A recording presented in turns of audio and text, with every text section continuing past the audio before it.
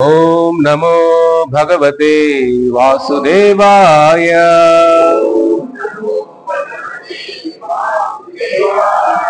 ओम नमो भगवते वासुदेवाय।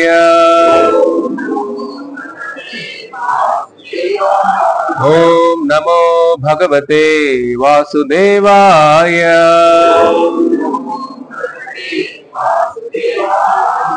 ओम अज्ञानतिमिरान्धस्य ज्ञानाञ्जनशलाकया चक्षुरुन्मिलितं येन तस्मै श्री गुरवे नमः। हरे कृष्णा। ఈ రోజు మీరు ఏది విన్నా అది మా వాక్కులు కాదు, ఆచార్యులు గురువు అనుగ్రహంతో ఆయన ఏది మాట్లాడిస్తే ఆ మాటలు వస్తాయి. మీకు మంచిగా అనిపిస్తే అది గురువు గారి అనుగ్రహం, మంచిగా అనిపించలేదంటే అది మాలోని లోపం. కాబట్టి భగవంతుణ్ణి ఆయన నామం వినే ముందు గురువు యొక్క అనుగ్రహంతోనే అన్నీ జరుగుతాయి. కాబట్టి మనకు భక్తి అనేది రకరకాల దశలు ఉంటాయి. కనిష్ట భక్త, మధ్యమ భక్త, ఉత్తమ భక్త. కనిష్ట భక్త అంటే భగవంతుడి మీద ప్రేమ ఉంటుంది, కానీ భక్తుల మీద ప్రేమ ఉండదు. భగవంతుడు బాగా నైవేద్యాలు పెడతారు, బాగా భజనలు, కీర్తనలు, ఆరాధనలు అన్నీ ఉంటాయి, కానీ తోటి భక్తులతో, తోటి జీవరాశులతో సత్సంబంధాలు ఉండవు. అది కనిష్ట భక్త. గురువు అనుగ్రహం లేకుండా ఆ కనిష్ట భక్త నుంచి మధ్యమ భక్త, ఉత్తమ భక్త దశలోకి చేరుకోలేము. గురు అనుగ్రహం పుష్కలంగా ఉండాలి. కాబట్టి భగవంతుడు మనకు ఏదైనా ఇవ్వగలుగుతాడు, కానీ భక్తిని ఇవ్వలేడు. కాబట్టి ఇవాళ మనం గురువు అనుగ్రహం తెలుసుకుందాం. గురువు అంటే ఎవరు? ఏదో మనకు క్రికెట్ నేర్పించే వాళ్ళు, లెక్కలు నేర్పించే వాళ్ళు, ఇంగ్లీష్ నేర్పించే వాళ్ళు, మ్యాథ్ నేర్పించే వాళ్ళు, సబ్జెక్ట్ నేర్పించే వాళ్ళు గురువులు. అది కాదు, అది విద్య. ఎవరు నేర్పిస్తారు? ఆ విద్య. భగవద్ జ్ఞానాన్ని గురు. గు అంటే ఏమిటి? అజ్ఞానం. సంస్కృతంలో రు అంటే అజ్ఞానం తీసివేసేవాడు. అజ్ఞానం అంటే ఏమిటి? ఈ ప్రపంచం చాలా బాగుంది, ఈ బంధాలన్నీ చాలా బాగున్నాయి, నా పిల్లలు, కుటుంబం, జీవితం అంతా అద్భుతంగా ఉంది, ఎంత అందమైన ప్రపంచం ఇది, నాకు చావాలి, ఇంట్రెస్ట్ చేయలేదు, మృత్యు నాకొద్దు, ఇక్కడే ఉండాలనిపిస్తుంది. అదే అజ్ఞానం అంటే. అజ్ఞానం అంటే ఇంగ్లీష్ రాకపోవడం అజ్ఞానం కాదు,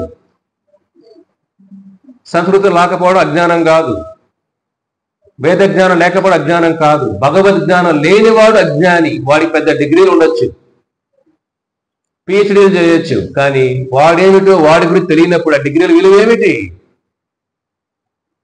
భగవంతుడితో సంబంధం తెలియని జ్ఞానం అది చదువే కాదు. రాజ విద్య రాజగుహ్యం పవిత్రం ఇదముత్తమం ప్రత్యక్షాగమం ధర్మ్యం సుసుఖం కర్తుమవ్యయం. 9వ అధ్యాయం భగవద్గీతలో కృష్ణుడు చెబుతారు, రాజవిద్య రాజగుహ్యం. అర్జున, అన్ని విద్యల కన్నా రారాజు ఏ విద్య? పిహెచ్డి, ఎంఫిల్, ఎంబీఏ, ఐఐటిలో ఎంటెక్, ఇదేనా విద్యలంటే? కాదు, అది పొట్ట నింపుకోవడం కోసం విద్య. ఆత్మక ఆహారం ఏమిటి మరి? శరీరానికి బాగానే ఉంది ఎంటెక్, బీటెక్, ఎంబీఏలన్నీ. ఆత్మకి అది మునిగిపోతుంది. ఒకడు మునిగిపోతుంటే వాడు బట్టలు కాపాడుతాం, వాడిని కాపాడుతామా? అరే బట్టలు విలువైనరా బాబు, నువ్వు పోయినా పర్లేదు, బట్టలు ఇంకోరు వేసుకుంటారు, బట్టలు తీసుకొని వస్తామా, వాడిని తీసుకొస్తామా మునిగిపోతుంటే? అదే విధంగా శరీరం ముఖ్యం కాదు, శరీరంలో ఉన్నవాడు ఆత్మ, వాడు ముఖ్యం. వాడికి ఆహారం ఏమిటి? దీనికి బాగానే పెడుతున్నా, పొద్దున్న లేస్తానే టిఫిన్లు, కాఫీలు, 11 గంటలకు మళ్ళీ స్నాక్స్, మళ్ళీ ఆకలి వేస్తే మధ్యాహ్నం భోజనం, 3 గంటలకు మళ్ళీ స్నాక్స్, చాట్ మసాలాలు, సాయంత్రం పూట అయితే పకోడీలు, వర్షం పడుతుంది, పకోడీ వేడి వేడికి తినాలనిపిస్తుంది, తినేసి పోదాంలా క్లాస్కి, తొందర ఎందుకు, స్వామి తొందరగా వస్తారులే, బెంగళూరు ఇప్పుడు వచ్చేసి ఉంటారు ఆయన. మన పక్కవైపు నిదానంగా వెళ్దాం. సాయంత్రం పూట వేడి వేడి తినాలనిపిస్తుంది, మళ్ళీ 8 గంటలకి ఏదో ఆకలి ఇస్తుంది, మళ్ళీ తినేటప్పుడు మళ్ళీ పడుకునేటప్పుడు గ్లాస్ పాలు వేడి వేడిగా తాగాలి.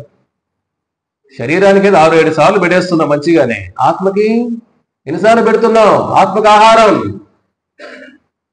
అది ప్రశ్న వేసుకోవాలి. ఆత్మకి ఎన్నిసార్లు ఆహారం పెడుతున్నా ప్రతిరోజు? భక్తి అనేది ఆత్మిక ఆహారం. కాబట్టి ఆ పని లేనప్పుడు మనం ఏం చేస్తున్నాం? బట్టలు కాపాడుతున్నాం కానీ లోపల ఉన్న శరీరాన్ని కాపాడలేదు. ఆ విధంగానే శరీరాన్ని కాపాడుతున్నాం కానీ ఎంతవరకు కాపాడగలిగితే శరీరాన్ని? ఈ రోజు బాగానే ఉంటుంది, రేపు పొద్దున నిద్ర లేయగలుగుతామా? సడన్ గా హార్ట్ అటాక్ రావచ్చు, సడన్ గా జబ్బులు రావచ్చు, సడన్ గా క్యాన్సర్ రావచ్చు, తెలియదు జీవితం అనేది రేపు ఏమవుతుందో. కాబట్టి అంత జాగ్రత్తగా ఉండాలి. భక్తి ఆత్మిక ఆహారం, అది ఇవ్వలేనప్పుడు అజ్ఞానం. అదే గురువు నేర్పిస్తాడు, అయ్యా నీ తెలిసిన జ్ఞానం కాదు, రాజ విద్య, అన్ని విద్యలకైనా రారాజు ఈ భగవద్ జ్ఞానం, ఈ భగవద్గీత రాజగుహ్యం, పవిత్రం. దీనికి మించిన పవిత్రమైన జ్ఞానమే సృష్టిలో లేదు అర్జున. చూడండి, పవిత్రం ఇది ఉత్తమం, దీనికి మించిన పవిత్రమైన జ్ఞానమే సృష్టిలో లేదు. మనం అనుకుంటాం భగవద్గీతను ఎక్కడో పెట్టేసి అన్ని గుళ్ళు తిరుగుతుంటాం, అన్ని గోపురాలు తిరిగేస్తాం, నదుల్లో స్నానాలు చేసేస్తాం, అన్ని మంత్రాలు చెప్పేస్తాం, అన్ని పూజలు చేసేస్తాం, అన్ని వ్రతాలు చేస్తాం, అన్ని పండగలు పూజలుగా చేసి తినేసి పడుకుంటాం. ఏమిటి? పవిత్రమిద ఉత్తమం, దీనికి మించిన పవిత్రమైన జ్ఞానమే లేదు అర్జున. అంటే ఇంక దాని భగవంతుడే పవిత్ర ఉత్తమం అంటే ఏమిటి? దీనికి మించిన పవిత్రమైన సృష్టిలో లేదు అర్జున అన్నప్పుడు ఇంక ఏం వెతుకుతున్నా మన పొద్దున్న లేచినప్పటి నుంచి? భగవద్గీత తెరవకుండా పవిత్ర ఉత్తమైన పవిత్ర పక్కన పెట్టి మిగతాన్ని చుడుతున్నాం పొద్దున్న నుంచి. అదే అజ్ఞానం అంటే. భగవంతుడు వాక్యులను పక్కన పెట్టడం ఉన్నాం కదా, అది అజ్ఞానం అంటే. గురువు ఏం చెప్తాడు? గురువు కొత్తగా నేర్పించడు మనకు. భగవంతుడు చెప్పిన వాక్యుల్ని, ఆ వాక్యాలని యథాతథంగా ఆచరించరా బాబు అని మనం ట్రైన్ చేస్తాడు గురువు అనే వాళ్ళు. సొంతంగా కొత్త మంత్రాలు, ఈ మంత్రం కొత్తగా ఉంది, అది గురువు చాలా గొప్ప గురువు. అయితే గురువు ఎప్పుడు భగవంతుడు వాక్యాలు పక్కన పెట్టి కొత్తగా ఏం చెప్పడు. భగవంతుడు వాక్యాలనే సరళంగా నేర్పిస్తాడు. భగవంతుడికి మనస్సుని మనకు తెలియజేస్తాడు. భగవంతుడు జ్ఞానం, ఆయన మనసులో ఏముందో, ఆయన హృదయంలో ఏముందో మనకు తెలియజేసే వ్యక్తి గురువు అంటే. అంతేగాని అందరూ గురువులు అయిపోరు. గు అంటే అజ్ఞానం, రు అంటే తీసివేయడం. ఎవరైతే ఈ అజ్ఞానాన్ని తీసివేస్తాడో, ఈ భగవద్ జ్ఞానాన్ని ప్రసాదించే వ్యక్తి గురువు అంటే. అది పవిత్రం, ఉత్తమం. అది తెలుసుకున్నవాడు నిజమైన శిష్యుడు ఈ లోకంలో. కాబట్టి అందరూ గురువు, మన ప్రతి ఒక్కరు గురువులు చేసేస్తాం. కలియుగం అలా అయిపోయింది, కలియుగం అలా అయిపోయింది. మనకు తెలియని ఒకటి చెప్పాడు, వాడు గురువే. తెలియంది చెప్పడం కాదు, మన ప్రయాణం ఏమిటి, ఆత్మ ప్రయాణం ఏమిటి నేర్పించేవాడు గురువు అంటే. భగవంతుడు తెలియజేసేవాడు గురువు అంటే. మోక్షానికి తీసుకుని వెళ్ళేవాడు గురువు అంటే. కర్మను తీసివేసేవాడు గురువు అంటే. కాబట్టి పవిత్రోత్తమం ప్రత్యక్షాగమం అర్జున, అది ప్రత్యక్షంగా అనుభవించవచ్చు. మనం భగవద్గీత చదువుతాం, అనుభవించలేదు. చాలాసార్లు వినేసి ఉంటాం, అవగాహన లేదు, ఆచరణలో ఉండదు. ఎందుకు ఉండదు ఇవన్నీ? గురువు అనుగ్రహం లేనప్పుడు భగవద్గీత చదవడం ద్వారా భక్తులు అవ్వలేదు, అర్థం కాదు, లోపల వెళ్ళదు. లోపలికి వెళ్ళినా మార్పు రాదు. భగవంతుడే జీవితం. భగవద్గీత సారం ఏమిటి? సతతం కీర్తయంతో మాం యతంచ దృఢవ్రతః. ఇది గీతాసారం. స్వామి ఏం చెప్తున్నాడు? భగవద్గీత సారం ఏమిటి? సతతం కీర్తయంతో. అర్జున, ఎప్పుడు నా నామం జపించవయ్యా. దృఢవ్రతః, ఒక పట్టుదలతో జపం చేయవయ్యా, నా నామం జపించవయ్యా. ఎందుకంటే సర్వశక్తులు భగవంతుడి నామంలో ఉన్నాయి. కలియుగానికి చాలా ముఖ్యం అది. ఒకసారి నారద ముని అలాగా అడవుల్లో వెళ్తుంటారు. అడవుల్లో వెళ్తుంటే కొన్ని జంతువులు చాలా భయంకరంగా ఏడుస్తూ ఉంటాయి. కొన్ని చూస్తున్న నారద ముని మనసు కరిగిపోతుంది. ఏమిటయ్యా ఇది? ఆ జంతువులు ఏంటంటే కొన్ని జంతువులకి కాళ్ళు ఎరిగిపోయి ఉంటాయి, కొన్ని జంతువులకి చెవులు, కొన్ని కళ్ళు ఎరిగిపోయి ఉంటాయి, కొన్ని జంతువులకి చేతులు, కొన్ని జంతువులు నడవలేక పడిపోయి ఉంటాయి, ఏడుస్తూ ఉంటాయి, రోధిస్తూ ఉంటాయి ఆ బాధతో. నారద మనకు అర్థం కాదు, ఏమిటిది ఇంత బాధ, ఎవరో దీన్ని ఇంత బాధ పెట్టారే వీటిని. ఇప్పుడు ఎవరైనా కాలు చేతి నరికేశారు అనుకోండి, చాలా భయంకరమైన బాధ కనేది, నడవలే, బ్లడ్ అంతా కారిపోతూ ఉంటుంది, ఊహించుకుంటేనే చాలా బాధగా ఉంటుంది. నారద ముని ఇంత జీవులు ఈ విధంగా బాధపడుతున్న శబ్దాలు, ఘోషలు విని విని ఆయన మనసు కరిగి చలించిపోతుంది.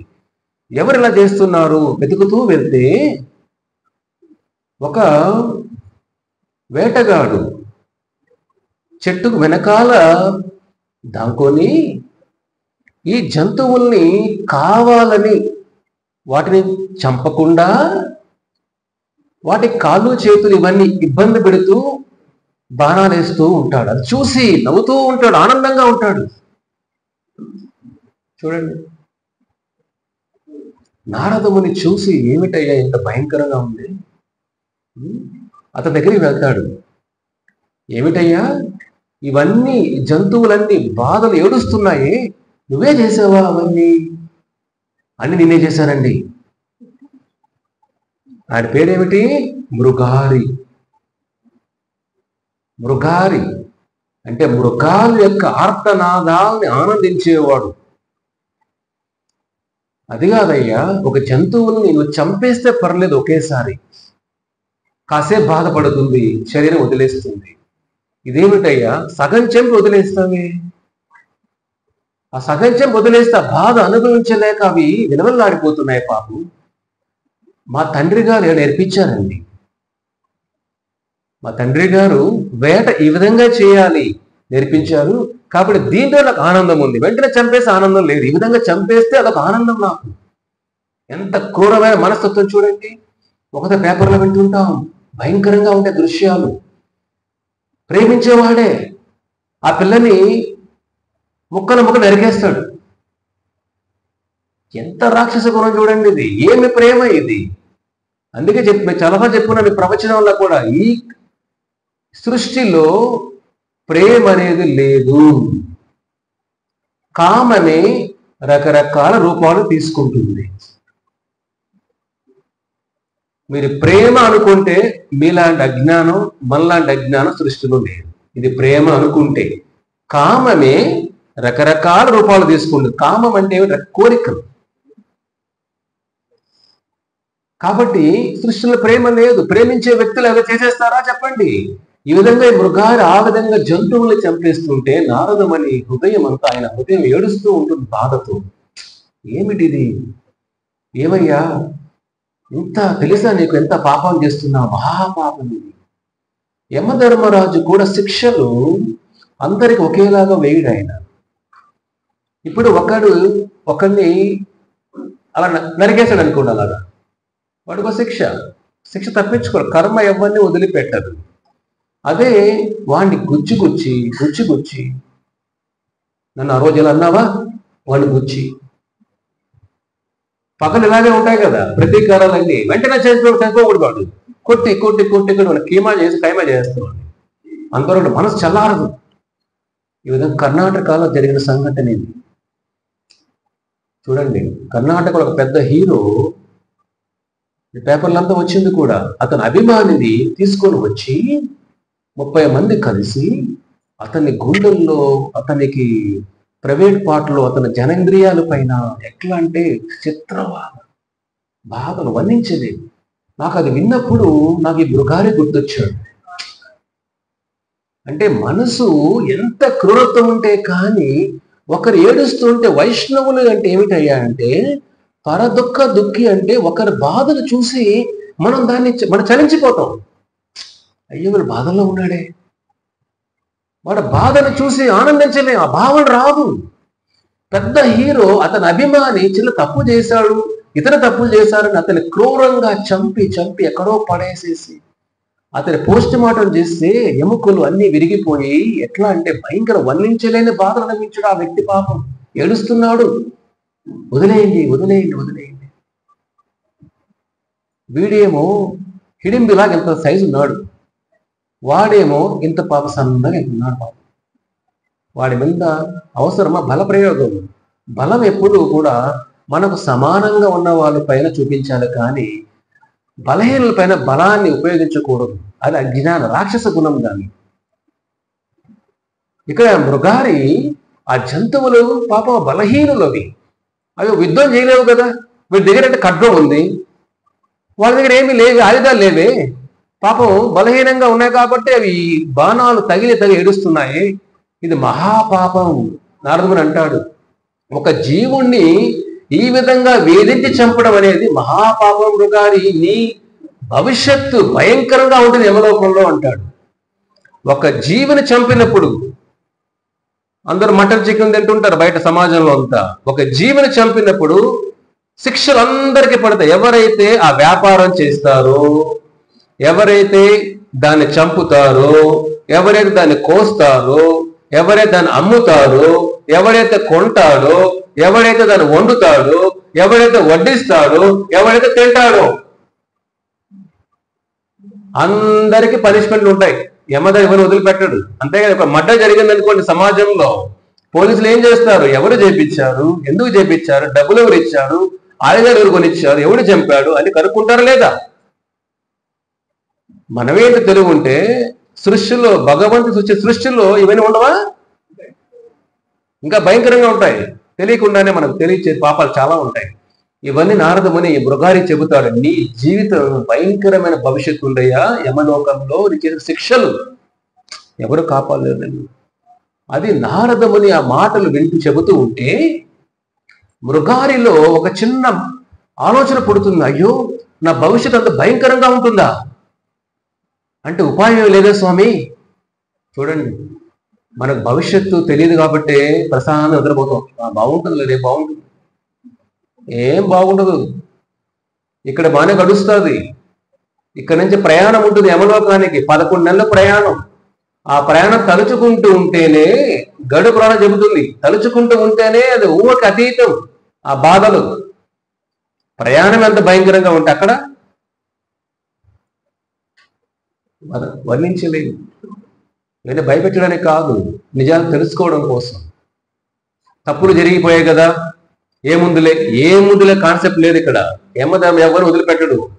తప్పు చేసిన వాడు శిక్ష అనుభవించాల్సిందే. ఇవన్నీ వినిన తర్వాత మృగారిలో ఒక ఆలోచన వస్తుంది. అయ్యా, నా పరిస్థితి ఏమిటి? నా వృత్తి ఇదేనే, నాకేమీ రాదే, నాకు జీవుని చంపడం తప్ప, ఇది నా తండ్రి నాకు నేర్పించిన విద్య ఇది.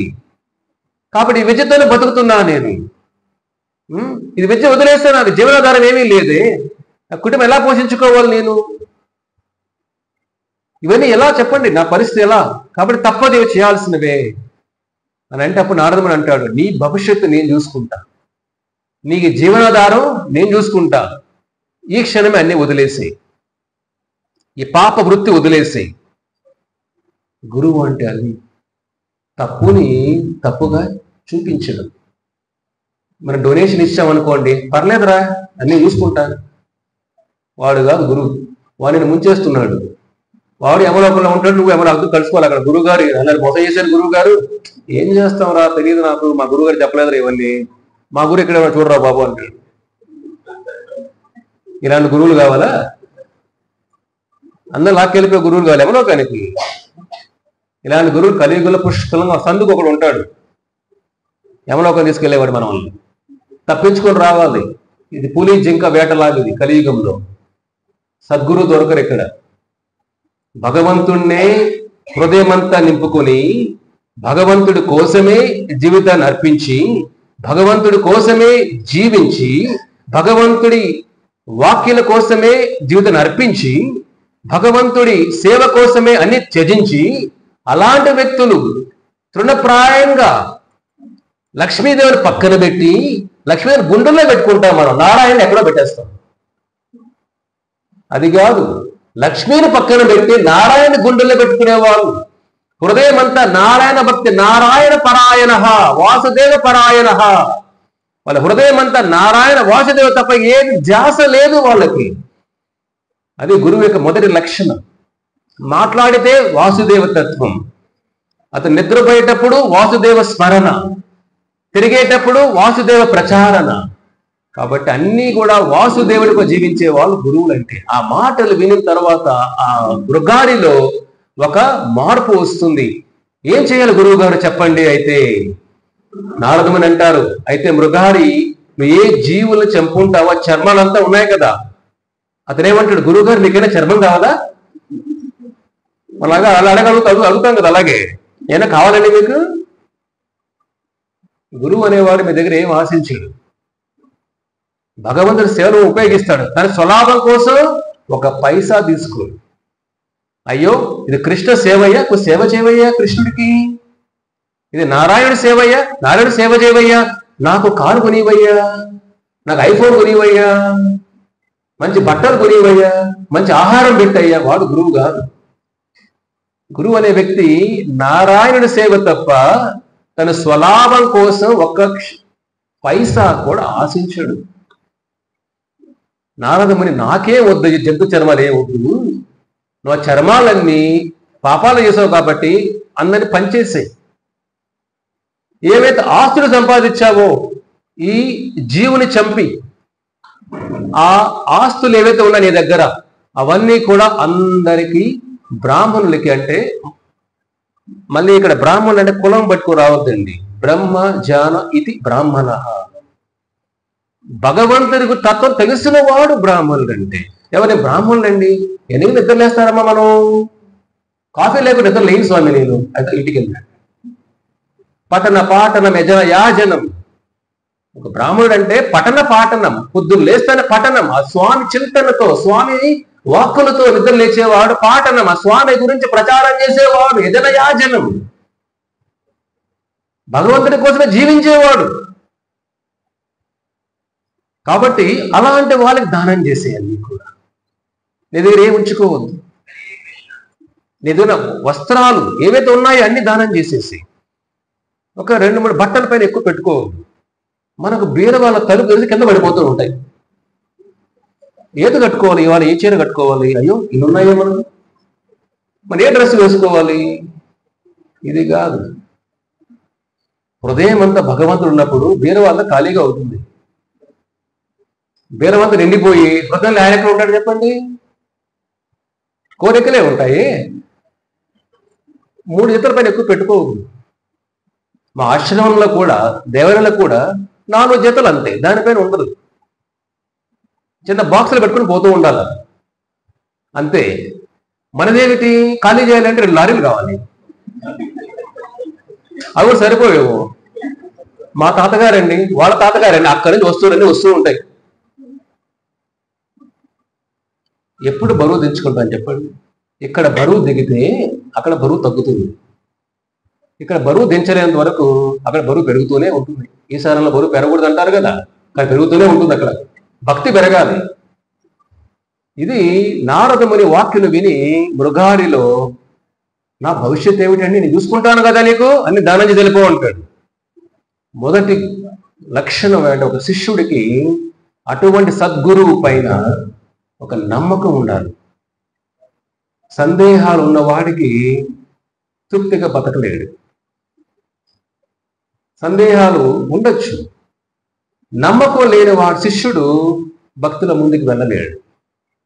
అలా అని చెప్పి ఎవరిడో నమ్మేయకూడదు. మనం కలియుగం ఇది, గుండు కొట్టేస్తారు, అందరు నమ్మేసామండి. చెప్పాను కదా లక్ష్యం ఏమిటి? భగవంతుడి కోసమే జీవించేవాడు అని. ఇంకేం వేరే ప్రైవేట్ ప్రపంచం ఉండదు. ప్రైవేట్ లైఫ్, వేరే జీవితం అది లేదు. వాళ్ళ జీవితం ఓపెన్ బుక్.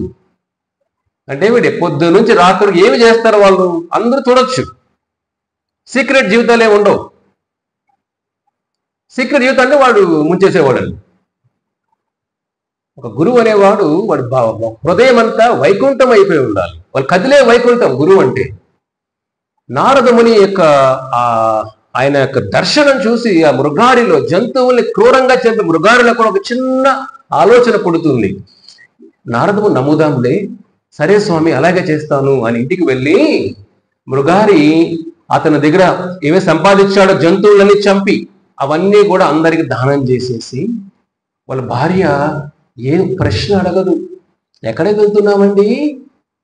మీరు ఇల్లు ఖాళీ చేయండి, ఎన్ని ప్రశ్నలు వస్తాయి మీకు. ఖాళీ చేసిన అవసరంలా, దానం చేయండి. ఎందుకు నన్ను దానం చేస్తారు మీరు? బలి చక్రవర్తి లాగా. లాస్ట్ వారం విన్నాం కదా బలి చక్రవర్తి గురించి. అది దానం ఎందుకండి? మరి బలి చక్రవర్తిలా కొద్దిగా దానం చేయండి, మన పరిస్థితి ఏమిటి? కానీ మృగారి భార్య అలా ఆపలేదు. నా భర్త చేస్తున్నాడంటే ఏదో ఆలోచన చేస్తున్నాడు, చెప్తాడన్ని. ఇలా నారదముని గురువు గారు కలిశారు. ఆవిడ నారదముని పాటలు ఆయన గురించి విని ఆవిడ ఏమి అడ్డు చెప్పకుండా అన్ని దానం చేసిన తర్వాత మృగారి అతని భార్య ఊరు వదిలి ఊరికి దూరంగా వెళ్ళిపోతారు. నారదముని అంటాడు, ఊరి దూరంగా వెళ్ళి యమునా నది ఒడ్డున తులసీదేవిని ప్రతిష్టాపన చేసుకోవయ్యా. ఆ తులసీదేవి చుట్టూ అక్కడే కూర్చొని హరే కృష్ణ కృష్ణ కృష్ణ హరే హరే, హరే రామ రామ రామ హరే హరే. ఈ హరినామాన్ని తులసీదేవి పక్కన కూర్చొని జపం చేయవయ్యా. అది 1000 రెట్లు బలం. ఎందుకంటే బృందావనం అంటే తులసీ వనం అని. కాబట్టి తులసి స్వామి ఎన్ని అర్పించినా తులసీ ధనంతో స్వామిని మనం కొనేయచ్చు. రుక్మిణి సత్యభామ వినుంటాం మనం. ఎలాగైతే సత్యభామ భగవంతుణ్ణి ధనంతో కొనాలనుకుంటే రుక్మిణీదేవి ఒక చిన్న తులసి దళంతో భగవంతుణ్ణి కొనేస్తుంది. కాబట్టి వైకుంఠంలో స్వామి తులసి దళం వేసుకొని ఉంటాడు. ఆ తులసి గంధం, ఆ తులసి వాసన చూస్తేనే మన భక్తి వచ్చేస్తుంది. నారదముని చెప్పిన తర్వాత ఆయన ఆ తులసి దేవి కూర్చొని ప్రతిరోజు హరే కృష్ణ మన భార్యాభర్తలు ఇద్దరు జపం చేస్తూ ఉంటారు. ఎంత నిష్ఠగా చేస్తారో చూడండి. అది ఏమవుతుందంటే ఆ న్యూస్ అంతా కూడా అంత ప్రచారం అయిపోతుంది. భయంకరమైన మృగారి భక్తుడైపోయాడే. ఆ సమాచారం అంతా న్యూస్ తెలిసిపోయిన తర్వాత జనాలు షాక్ అయిపోతారు. అంటే ఒక భయంకరుడు అన్ని వదిలేసి ఊరికి దూరంగా కూర్చొని చిన్న కుటీరం పెట్టుకొని గుడిసె వేసుకొని తులసి దగ్గర కూర్చొని తులసి దగ్గర జపం చేస్తూ ఎలా అనిపిస్తుంది మీకు? హార్ట్ అటాక్ వచ్చేది కొంతమందికి. వీడియో నాయన బాబు అంతే కదా. క్రిమినల్ ఇలా అయిపోతే ఎలా అనిపిస్తుంది? షాక్ అయిపోతాం కదా మనం. వీడేదో కొత్త ప్లాన్ చేసాడు అనుకుంటాం మనం. మృగారి గురించి విని వాళ్ళందరూ కూడా కొంతమంది ఆశ్చర్యపోతారు. చూద్దాం వీడు ఏం చేస్తాడు మృగారి అసలు అని వదిలేసాడే. సరే వెళ్తున్నాం, ఏదైనా కొద్ది ఆహారం తీసుకెళ్దాం. వచ్చేవాళ్ళు కొద్ది పండ్లు, కొద్ది ధాన్యం అవి తీసుకొచ్చేవాళ్ళు. అలాగా ఊరంతా చుట్టుపక్కల ప్రచారం అయిపోయి అందరూ మృగాలు చూడడానికి బయలుదేరుతారు. ఒక్కొక్క రోజు ఒకరు అలా వెళ్తారు. వెళ్ళిపోతూ ఉంటే ఇలా గడుస్తూ ఉంది. నారదముని అనుకుంటాడు ఒకరోజు, నా శిష్యుడు ఏం చేస్తున్నాడు మృగారి చూసొద్దాం. నారదమునితో పాటు ఆయన ఫ్రెండ్ ఉంటాడు, స్నేహితుడు పర్వతముని. నారద ఇద్దరు కలిసి వెళ్తారు. పర్వతముని వింటాడు ఈ మృగారి గురించి. చూద్దామయ్యా ఏం చేస్తాడు మృగారి అని కలిసి వెళ్తారు ఇద్దరు. కలిసి వెళ్తే ఎక్కడో ఆశ్రమం, ఎక్కడో దూరంగా నారదముని దర్శనం అలా కనపడుతుంది మృగారికి. కనపడుతానే జపం చేసే వ్యక్తి సడన్ గా గురువు గారు వస్తున్నారేమో అని పరిగెత్తు గురువు గారి పాదాల మీద నమస్కరించాలి అని పరిగెత్తి వెళుతుంటే ఇట్లా ఆయన జంప్ చేస్తూ ఉంటాడు. నారదమునికి అర్థం ఏదో జంప్ చేస్తున్నాడు ఇతను. ఇట్లా జిగ్జాగ్ లాగా జంప్ చేసి వెళ్తున్నాడు. వెళ్ళి నారదముని పాదాలు పడిపోతాడు. గురువు గారు ఏమిటయ్యా మృగారి, నువ్వు మామూలుగా రావచ్చు కదా, ఎందుకు అలా ఇలా జంప్ చేస్తున్నావే, ఏమిటి మృగారి అని అంటే, గురువు గారు నేను వచ్చేటప్పుడు మధ్య మధ్యలో చీమలు ఉన్నాయి, ఎక్కడ నేను చీమల పైన అడుగు వేస్తానేమో, ఎక్కడ నా పాదం చీమల పైన పడుగుతుందేమో, అవి ఇబ్బంది పడతాయేమో అని అటు ఇటు జంప్ చేస్తా వచ్చాను గురుగారు, క్షమించండి అని అంటాడు. అది విని పర్వతముని షాక్ అయిపోతాడు. ఎటువంటి మార్పు ఇది! ఒక జంతువుల్ని కావాలని చంపి అవి చావకుండా నొప్పి ఇచ్చే వ్యక్తి చీమల పైన కూడా అడుగు పడుతుందేమో అని భయపడుతూ వాటికి ఏమైనా నొప్పి వస్తుందేమో, హాని జరుగుతుందో అని ఆలోచన చేసే వ్యక్తి నారదముని చూసి ఆశ్చర్యపోతాడు. ఎటువంటి మార్పు మృగారి?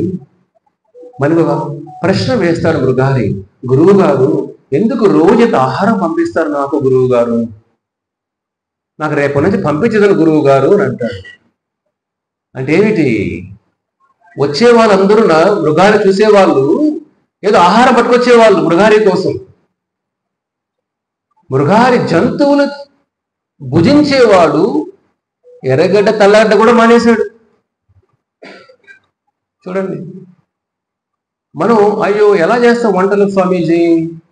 ఎర్రగడ్డ వెల్లుల్లి లేకుండా ఎలా వంటలు చేస్తాం? ఉప్మా సరిగా రాదే, సాంబార్ రుచి సరిగా రాదే, ఆ వెల్లుల్లి పడితేనే, ఆ ఆనియన్స్ ఉంటేనే. అతను ఏమిటి? జంతువులు తినే వ్యక్తి, జంతువులు చంపే వ్యక్తి కూడా ఎర్రగడ్డ తెల్లగడ్డ పక్కన పెట్టి ఒక సాత్విక జీవితం, ఒక సాధు జీవితాన్ని అలవర్చుకొని, గురువు గారు రేపటి నుంచి నాకు ఎక్కువ ఆహారాన్ని పంపించద్దండి, ఒక పూట తింటే చాలు గురువు గారు, కొద్దిగా పంపించండి. అంటే ఏమిటి? వేరే వాళ్ళు తీసుకొని వస్తుంటే మృగారి వాళ్ళు తీసుకొస్తారో చూడట్లా, మా గురువు గారు పంపిస్తున్నారు ఆహారం వాళ్ళ ద్వారా. నారదముని చెప్పారు కదా, నీ బాగోగులు నేను చూసుకుంటాను అంటే ఏమిటి? రోజు దగ్గరకు వచ్చి వండి పెట్టడు భగవంతుడు. నేను చూసుకుంటానంటే ఏమిటి? యోగక్షేమ వహామ్యం అంటే దగ్గర వచ్చి నీకు చూసుకోవడం. ఆయన ఏదో ఒక రూపంలో, భక్తుల రూపంలో, ప్రకృతి రూపంలో, ఏదో ఒక రూపంలో వచ్చి మనం చూసుకుంటాడు ఆయన. ఆ నమ్మకం మనలో ఉండాలి. ఆ మృగారికి అంత నమ్మకం ఉంది కాబట్టి నారదముని అనుగ్రహణతో, కృపా కటాక్షాలతో ఆ మనుషుల్లో కూడా మార్పు వచ్చింది. మృగారికి తీసుకుని వెళదాం ఆలోచన ఎలా వస్తుంది? సర్వస్య చాహం హృది సన్నివిష్టో మత్తా స్మృతి జ్ఞానమపోహనం చ. అర్జున, నా నుంచి వచ్చేది జ్ఞానం, జ్ఞాపక శక్తి, మతిమరుపు. కాబట్టి జ్ఞాపక శక్తి అంటే మనం ఏదో మన బుద్ధిలో వచ్చేది కాదు, పరమాత్మ ఇస్తాడు అది. కాబట్టి పరమాత్మ గురుతత్వం అంటే పరమాత్మ తత్వం. కాబట్టి శిష్యుడి హృదయంలో ఏముందో గురువు గ్రహించగలుగుతాడు. కాబట్టి నారదముని ఇవన్నీ ఏర్పాటు చేస్తాడు. కాబట్టి మృగారిలో అంతవంటి మార్పు వచ్చి, నాకు ఆహారం ఎక్కువ వద్దండి, కొద్దిగిస్తే చాలు. ఒక భక్తిలో ముందుకు వెళ్ళినప్పుడు ఏమవుతుందంటే, మొదటి లక్షణం ఆహారం తగ్గించుకుంటాం. ఉక్కు తినేసి అరగకుండా డైజన్ వేసుకొని ఈ పక్క ఆ పక్క తిరిగి ఈ పక్క పొల్లి ఆ పక్క తిరిగి అలా కాదు. అతి ఆహారం తినకూడదు, అల్పా కూడా తినకూడదు. భగవద్గీతలో 6వ అధ్యాయం కృష్ణుడు చెబుతాడు అద్భుతంగా, అర్జున ఆహారం అతిగా తెచ్చుకోకూడదు అర్జున. ఓ ప్రభు గారు చెప్పారు, రేపటి నుంచి ఓన్లీ మందు సత్యనారాయణ లాగా రోజు వాటర్, రేపటి నుంచి ఫాస్టింగ్, ఉపవాసాలు. అదే మంది సత్యనారాయణ లాగా ఏం చేయాలి? రేపటి నుంచి నూనె లేదు, నిమ్మకాయ రసం, తేనె ఆ రోజు తాగండి, సన్నబడిపోతాం. మన దగ్గర ఉన్న వాటిపైన వ్యామోహం తగ్గాలి, మార్పు లోపల రావాలి, బయట కాదు. ఇంద్రియ నిగ్రహం లోపల నుంచి రావాలి, బయట కాదు. బయట మన చుట్టూ అన్ని పలహారాలు పెట్టినా తినాలి అనే కోరిక ఉండదు.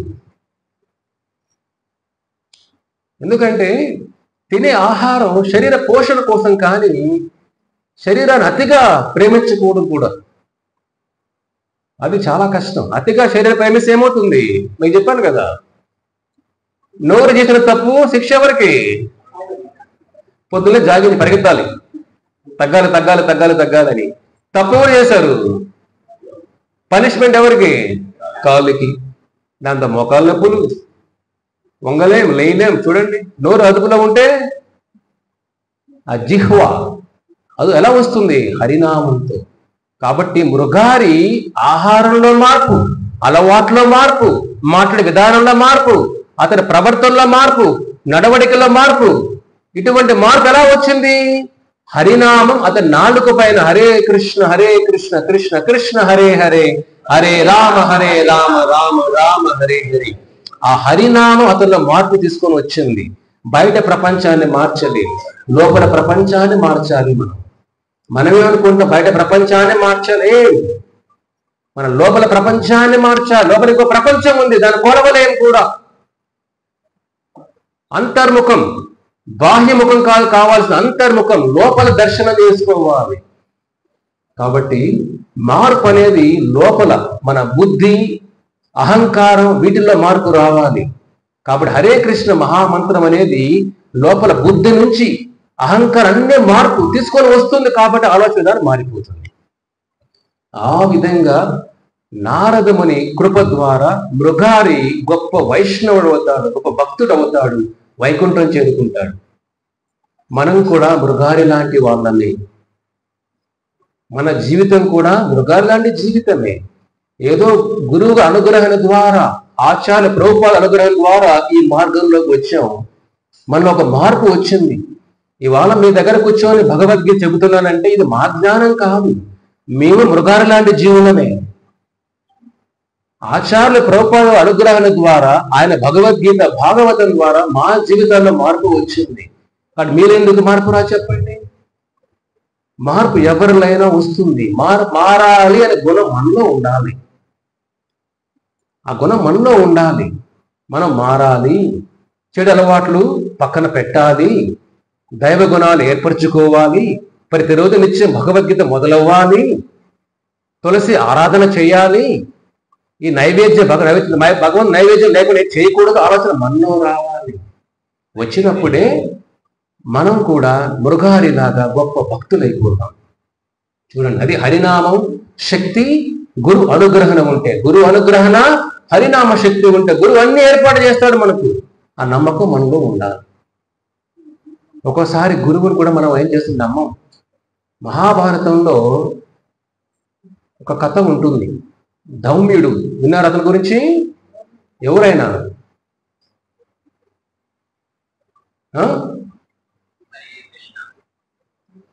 చెప్పండి, ఎవరు? మనకు సినిమా హీరోలంతా తెలుసు, సీరియల్లో అందరూ కూడా చూస్తేనే వాళ్ళ పేరు మొత్తం చెప్పేస్తాం.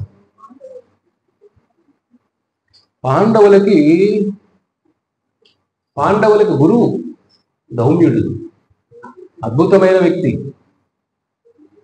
అతని శిష్యుడు ఉంటాడు ఉపమన్య. అతని శిష్యుడి పేరేమిటి? ఇలాంటి గొప్ప మనుషులు, గొప్ప ఋషుల పేర్లు ఏదో తెలుసుకోవాలి మనం. వాళ్ళ పేర్లు విన్నా కానీ శాస్త్రం చెబుతుంది, మహానుభావులు గొప్ప భక్తులకు పేర్లు విన్నా కానీ మనలో ఉన్న పాపాలు దూరం అయిపోతాయి. చూడండి, కాబట్టి చెవులు చాలా ముఖ్యం మన శరీరంలో. నిద్రపోయేటప్పుడు ఏది బాగా పనిచేస్తుంది?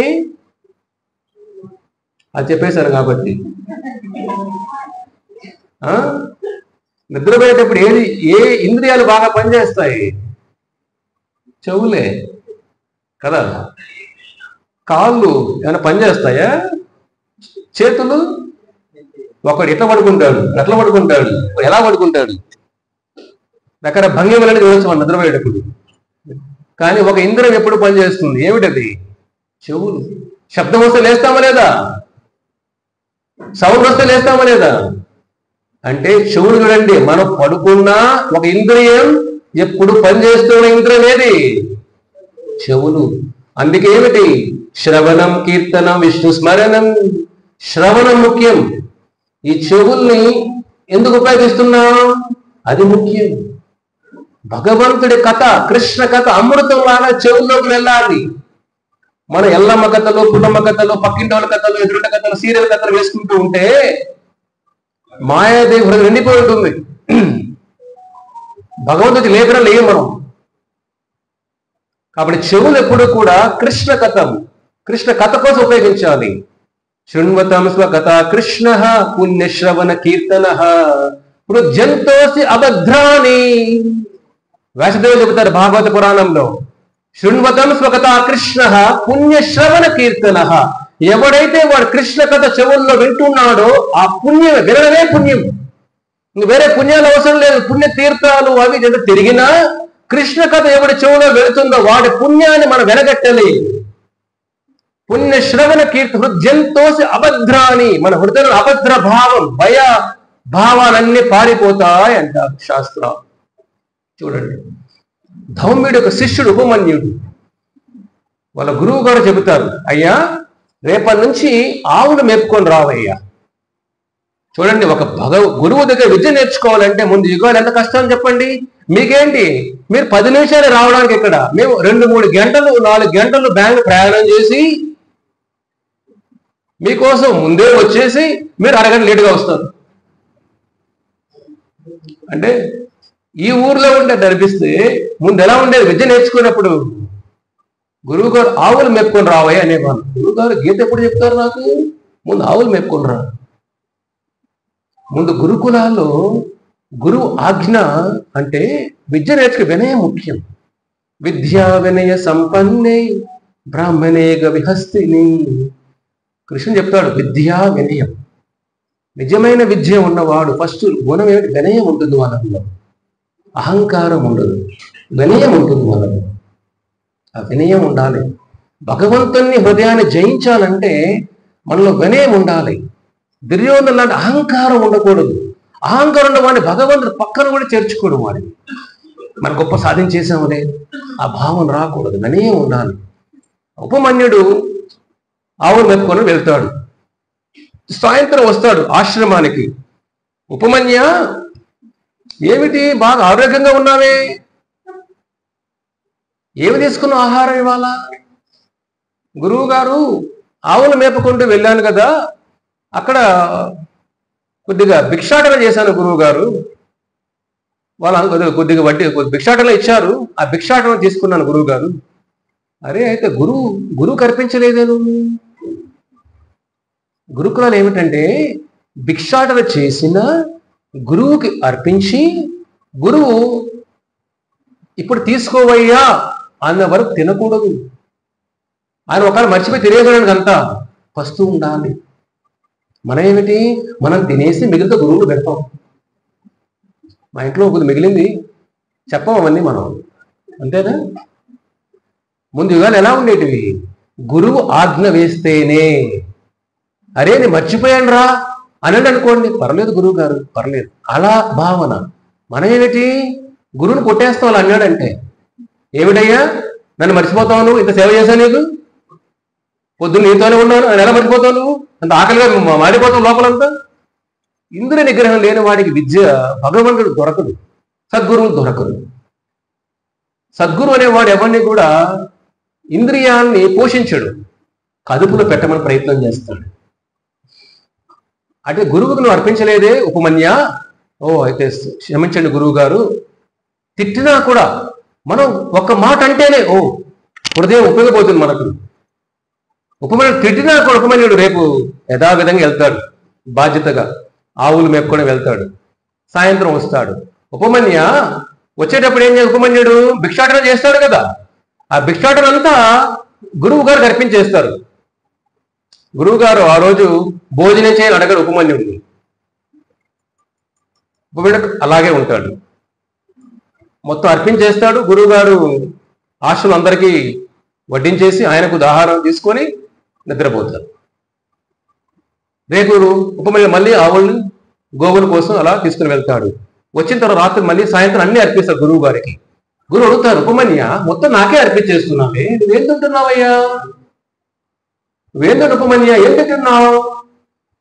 గురువు గారు భిక్షాటన చేసి మీకు ఇచ్చేస్తున్నాం కదా, నాకు ఆకలి వేస్తుంది కదా, రెండోసారి మరి భిక్షాటన చేస్తున్నా.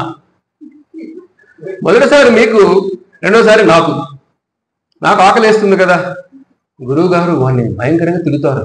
ఏమిటయ్యా, నీలో లోభం ఎక్కువైపోయింది, కామం ఎక్కువైపోయింది, 2 సార్లు భిక్షాటన చేయరాదు కదా, అది లోభం. భిక్షాటన 2 సార్లు చేయకూడదు, 2 సార్లు చేసావు నువ్వు. బాగా తిడతారు ఉపమన్యుడిని. ఎలా చేస్తావు 2 సార్లు భిక్షాటన, రేపటి నుంచి 2 సార్లు చేయొద్దు అని అంటారు. సరే అని మానేస్తారు. మళ్ళీ 4వ రోజు ఉపమన్యుడు ఆవులు తీసుకుని సాయంత్రం వెళ్తారు ఇంటికి. ఉపమన్యు, ఇంకా పుష్టిగా ఉన్నావే, భిక్షాటన మానేశాను గురువు గారు, మరి ఏం తింటున్నావు, ఇంకా పుష్టిగా ఆరోగ్యంగా ఉన్నావే. గురువు గారు ఆవులు తీసుకెళ్తున్నాం కదా, ఆవులు పాలు పిండి తాగేస్తున్నా గురువు గారు. అరే ఎంత దుర్మార్గం రా నువ్వు, ఆవు పాలు దూడకరా, నీ కాదురా బాబు, ఆవు పాలు తాగేస్తున్నావా నువ్వు. మళ్ళీ మందలిస్తారు. అన్నిసార్లు మందలించిన ఉపమన్యుల్లో కోపం రాదు. మనం ఒక్కసారి మందలిస్తేనే మైలు దూరం పారిపోతాం. రేపు ప్రోగ్రాం కనపడం ఇక్కడ. అది కాదు. అలా ఉంటే భగవంతుని పొందలేం, భక్తి రాదు. భగవంతుడి చీప, వైకుంఠ చీప్ పదార్థమా అది? కొన్ని కోట్ల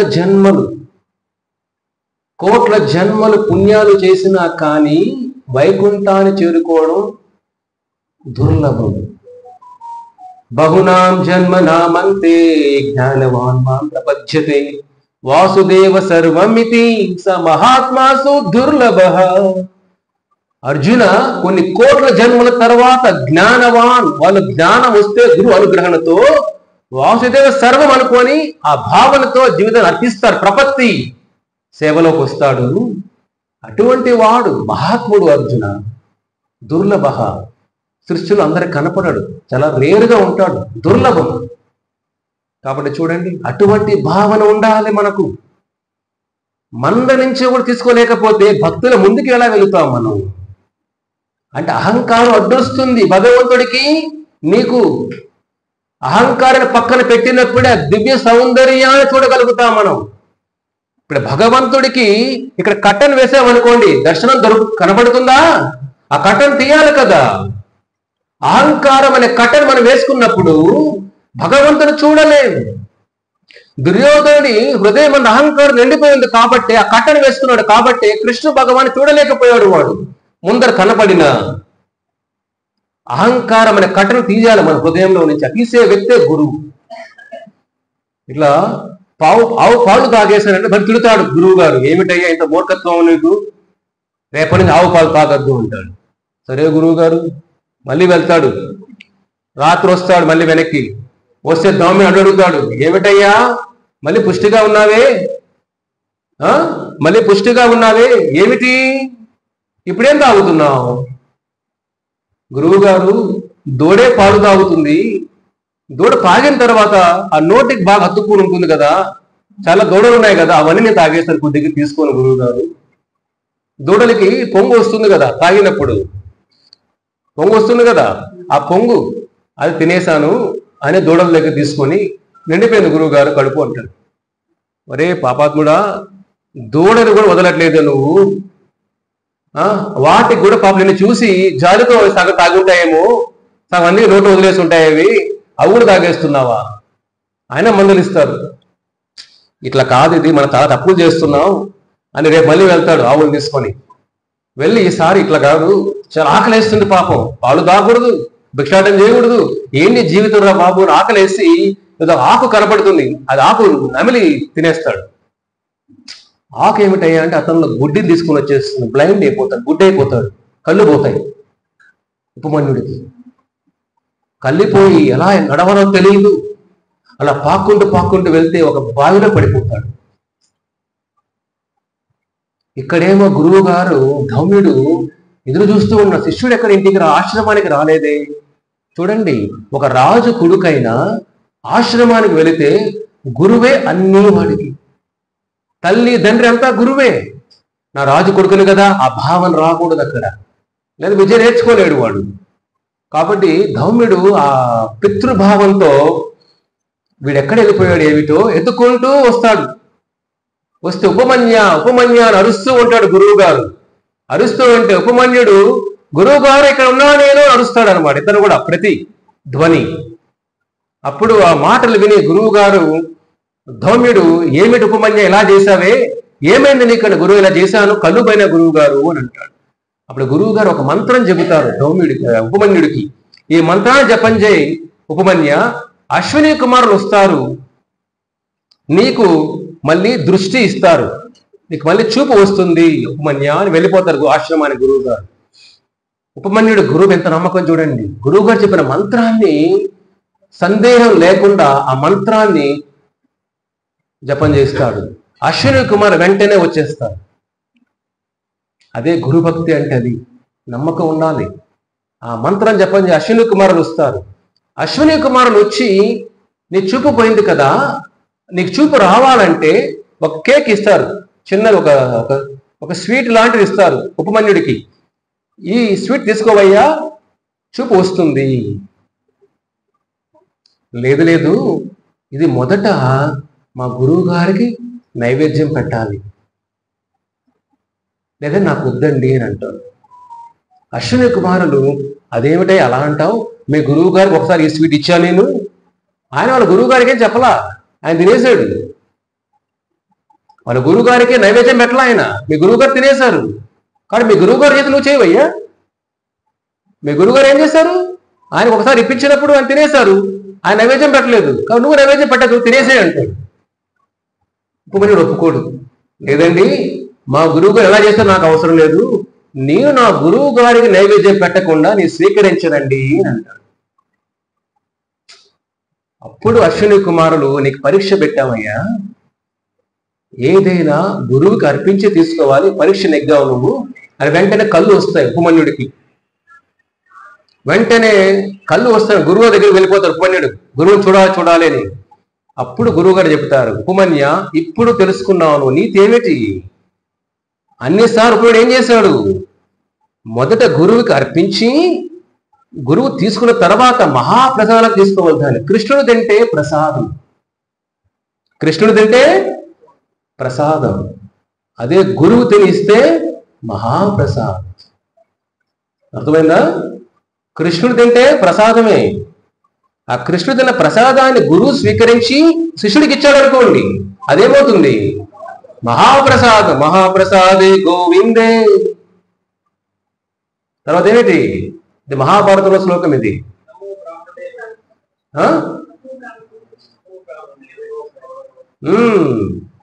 తర్వాత స్వల్ప పుణ్యం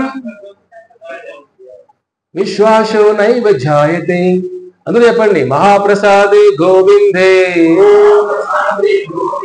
నామ బ్రాహ్మణి వైష్ణవే స్వల్ప పుణ్యం వటం.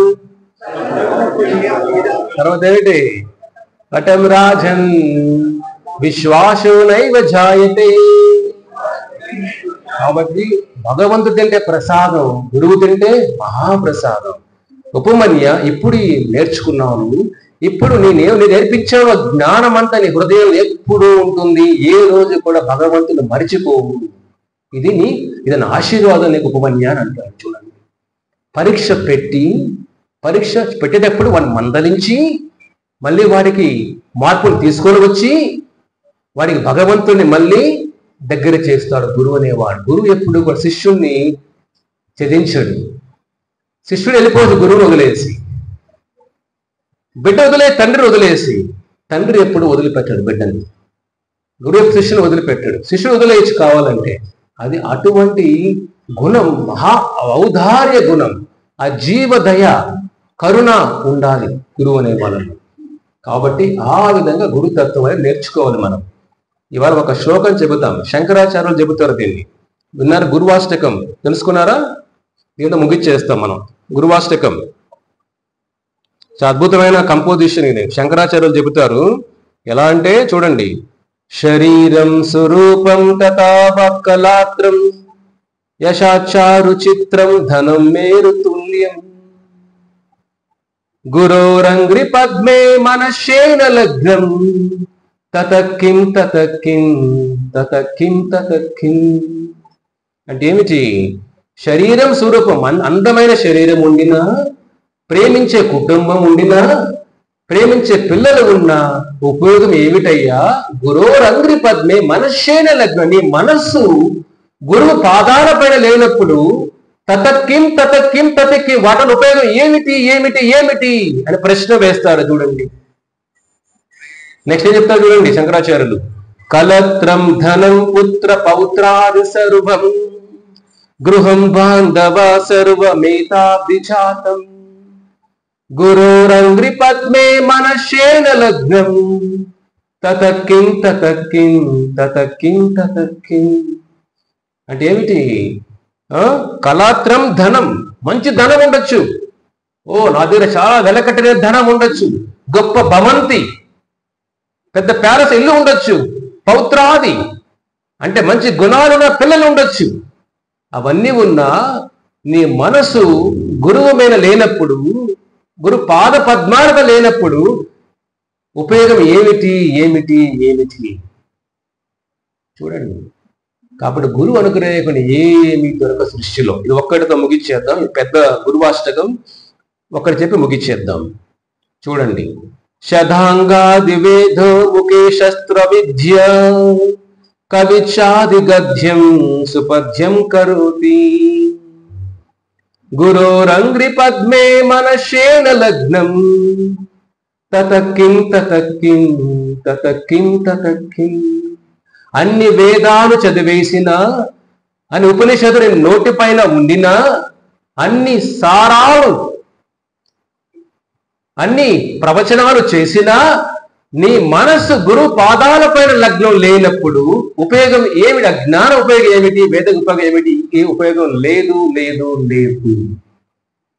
కాబట్టి గురువు అనుగ్రహం లేకుండా భగవంతు అనుగ్రహం దొరకదు. ఇది ఒక్క సారాంశం మనసులో పెట్టుకోండి. భగవద్గీత భాగవత వినాలంటే ముందు గురువు మీద నమ్మకం ఉండాలి, గురు అనుగ్రహం ఉండాలి. ఆ అనుగ్రహం ఉన్నప్పుడే భగవంతు చెప్పిన వాక్యాలు మన హృదయంలోకి వెళ్ళి మన మార్పులు తీసుకొని వస్తాయి.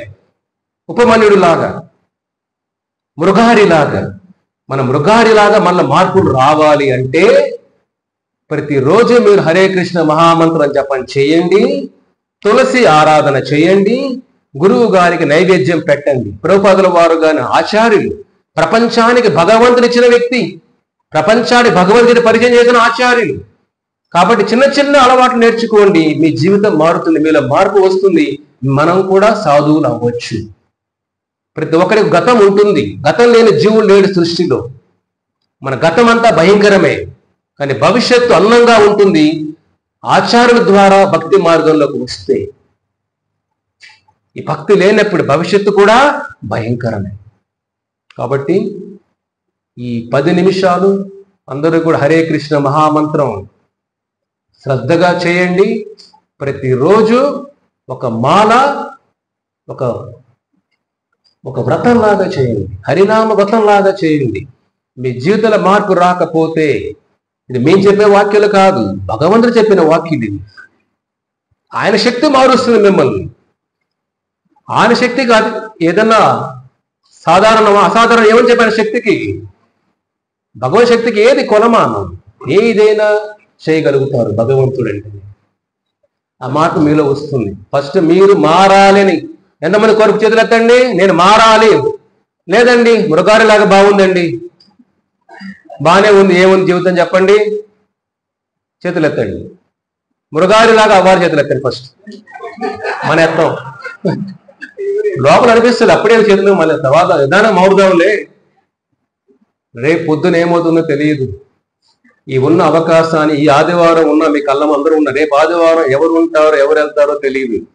కాబట్టి ఈ ఆదివారమే ఆఖరి ఆదివారం అనుకోవాలి. ఓకేనా? కాబట్టి మృగారిలాగా అవ్వకూడదు. ఎలా అవ్వకూడదు చెప్పండి, ఒకటి చెప్పండి, ఈ పక్క చెప్పండి. ఎలా అవ్వకూడదు మృగారిలాగా? చేయాల్సిన పని ఏమిటి?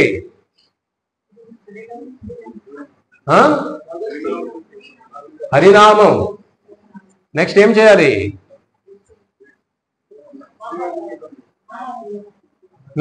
నైవేద్యం, మళ్ళీ తులసి ఆరాధన. మొదటి ఇంకా ముఖ్యమైన ఉద్దేశం ఏమిటి మృగారి కథలో?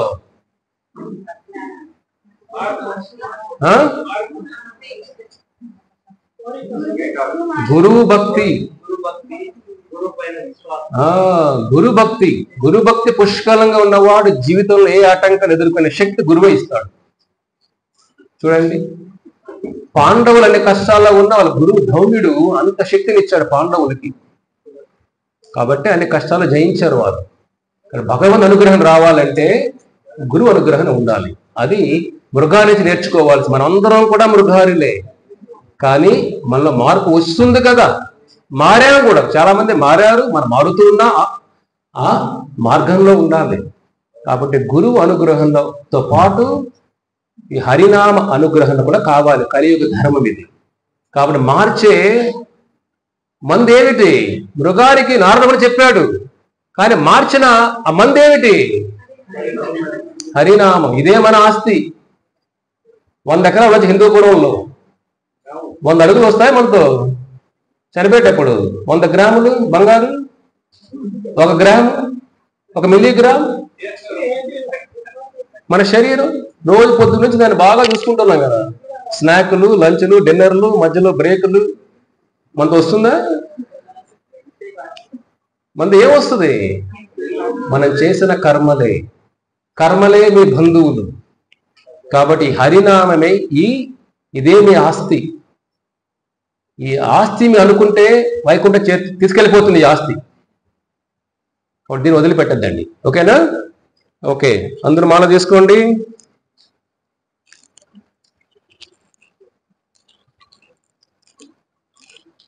సో మొదటిసారి జపం చేసే వాళ్ళు చూడండి, మాల ఎలా పట్టుకోండి. ఇది కృష్ణుడి యొక్క మాల, కృష్ణుడి పూస. 108 గోపికలు, 108 గోపాలులు, 108 ఉపనిషత్తుల యొక్క సారాంశం హరినామ సంకీర్తనం. అది కలియుగ ధర్మం. సర్వస్వార్థ లభ్యతే అంటే కలియుగంలో గుణ జ్ఞాన సార భాగిన స్వార్థ సర్వ అభిలభ్యతే. ఈ కలియుగంలో ఏమవుతుంది? నామ సంకీర్తన ఏవ గుణ జ్ఞాన సార భాగిన. అన్ని గుణాలు జ్ఞానాల సారమేమిటి? సంకీర్తనే ఏవ. ఈ హరినామ సంకీర్తనమే అన్నిటికీ మూలం. అదేమవుతుంది? స్వార్థ సర్వ అభిలభ్యతే. అన్నిటి అంటే దీని నుంచి పొందనిదంటే ఏమీ లేదు, అన్నీ మీకు దొరికిపోతాయి, భగవంతుడు దొరికిపోతాడు అర్థం దీనికి. ఓకేనా? ముందు ఆచార్యుల మంత్రం జపం చేస్తూ తర్వాత కృష్ణనామం జపం చేద్దాం. పట్టుకునేలాగా నమో విష్ణుపాదాయ కృష్ణ ప్రేష్టాయ భూతలే శ్రీమతే భక్తి వేదాంత స్వామిన్ ఇతి నామినే నమస్తే సారస్వతే దేవే గౌరవాణి ప్రచారిణే నిర్విశేష శూన్యవాది పాశ్చాత్య దేశతారిణే జయ శ్రీ కృష్ణ చైతన్య ప్రభు నిత్యానంద శ్రీ అద్వైత గదాధర శ్రీవాసాది గౌరభక్త వృంద. ఇప్పుడు ఈ మా పూస పట్టుకొని హరే కృష్ణ కృష్ణ కృష్ణ హరే హరే, హరే రామ రామ రామ హరే హరే. నెక్స్ట్ పూసలా వెళ్తాం. ఈ 10 నిమిషాలు మీకు భగవంతుడికి మధ్య ఎవరు అడ్డు ఉండకూడదు. అంటే ఏమిటి? మీ మనసు పరిగెత్తు వెళ్తుంది, రకరకాల ఆలోచనలు వస్తాయి, అన్ని పక్కన పెట్టి ఇది ఓంకారం, గాయత్రి మంత్రం, అన్ని శబ్ద ప్రణవమంతా కూడా హరినామంలోనే ఉంటుంది. కాబట్టి మనం ఓం హరే కృష్ణ అనం. అన్ని గాయత్రి మంత్రమే కూడా ఆ హరినామంలోనే ఉంది. కాబట్టి దీనికి మించిన మంత్రమే, అందుకని మహామంత్రం అంటాం వేదాల్లో దీన్ని. కాబట్టి దీన్ని మీరు 10 నిమిషాలు మీ చెవులన్నీ కూడా ఆ శబ్దాన్ని వినాలి, నాలుకంతా కూడా శబ్దాన్ని ఉచ్చరించాలి, మనసంతా కూడా ఆ హరినామం పైనే కేంద్రీకృతమై ఉండి ఎక్కడైనా వెళ్ళినా కానీ వెనక్కి తీసుకోరండి. ఈ మంత్ర మెడిటేషన్, ఈ మంత్ర జపం అనేది మనసుని మార్చి, కర్మను తీసివేసి, గుణాలను మార్చి, భగవంతుని మనకు అర్పించే వైకుంఠం తీసుకుని వెళ్ళే ఒక సాధనం ఈ హరినామం. కాబట్టి శ్రద్ధగా ఈ 10 నిమిషాలు చేయండి.